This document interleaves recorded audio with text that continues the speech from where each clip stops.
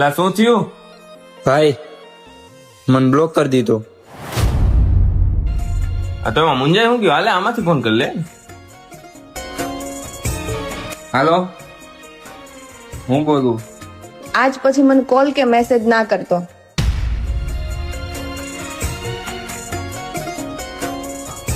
અરે ભાઈ એમાં રોવાનું ન હોય.